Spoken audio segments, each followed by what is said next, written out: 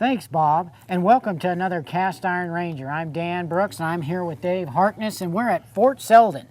Yes, once again, Dan. Yes, and here you have an old-fashioned griddle recipe for us. Yes, sir. What we're going to do today is cook up something we call Johnny cake. All right. Now, some people call it hoe cake, but it's a pan-fried cornbread. And it's real popular back in the 1800s, and they're still good today. Let's get started. All righty.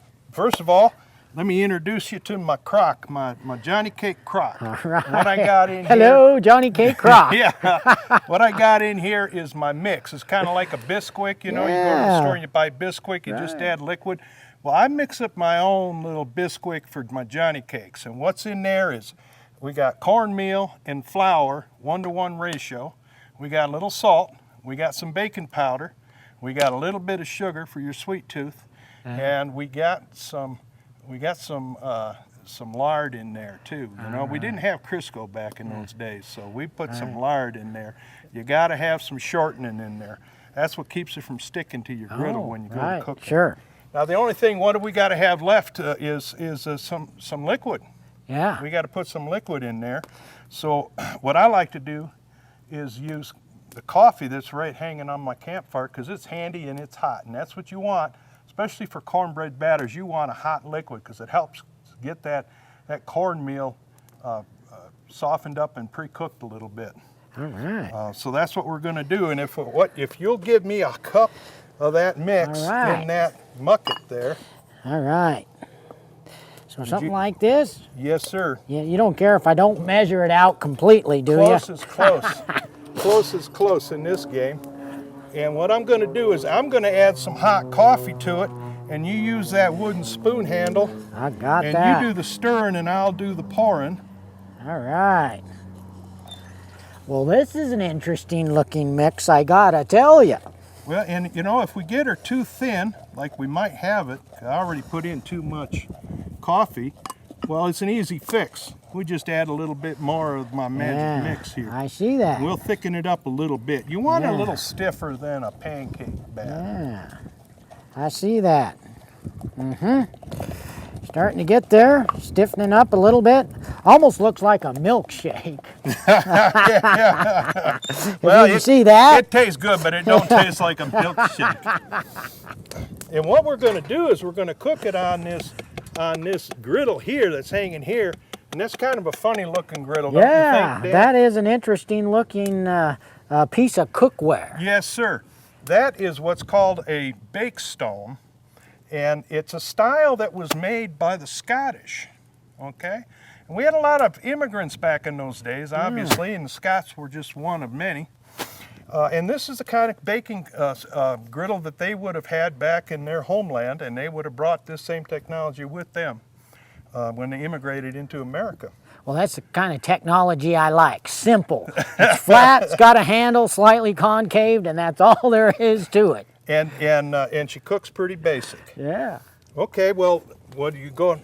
Yep, I think it's ready. And, you want me to do that? Yes, you do that part, because I'm sure there's a technique to it. There's a special technique. You're going to have to tell me about. And it's as stupid simple as plopping some on the griddle. And you can hear, if you have you can hear the sizzle of that. Yeah. That's what you want. You want your griddle to be hot enough to make it sizzle when it lands on there. And you just fill that griddle up with as many pieces as you want. Like I say, this is a very typical recipe from the period, and it's something that could have been cooked up ahead of time. And if you were traveling, it could go in your saddlebags or in your haversack or whatever, and travel with you as something to eat along the trail or along the road.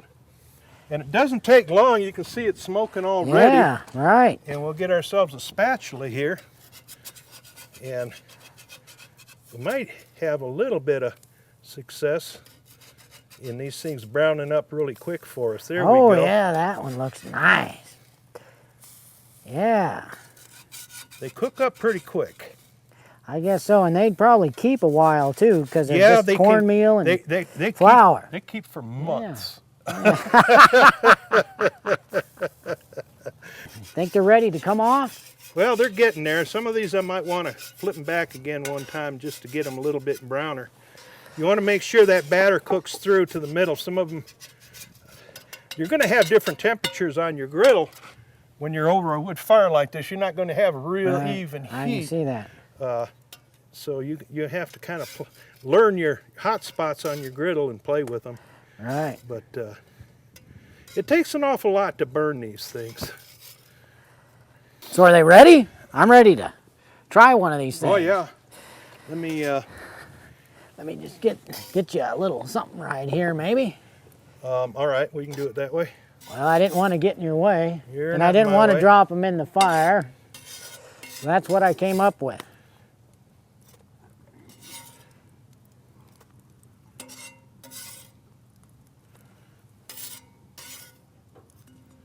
This one here just don't want to brown for some reason. All right. So what are they ready to eat, or what do we think do so. next? I think so. Now, if you like them sweeter, you can always put a little bit of lick-em on top. I'll lick them. Lick-em. Molasses. Oh, right. I thought I was going to have to lick it first. Molasses. It was oftentimes called lick-em. All right. Yeah, I brought grandmas along with us, Yeah. so you know she can always count on grandma. Yeah. Well, that's good with me. This is some good lick-em. Yeah, we didn't. We don't have time to make our own molasses. I want to eat these now. Well, you know, it's something that was affordable back in the day. Honey was there, but boy, it sure wasn't cheap. Yeah. So we'll put a little bit of lick-em on these and see what you think of that. Sure is messy, isn't it? It is messy. So I can have one of these? You help yourself. Okay. Here we go with Johnny Cakes and molasses. I'll hold that for you. Oh, that's. What do you think, Dan? I think. I think that belongs in a saddlebag.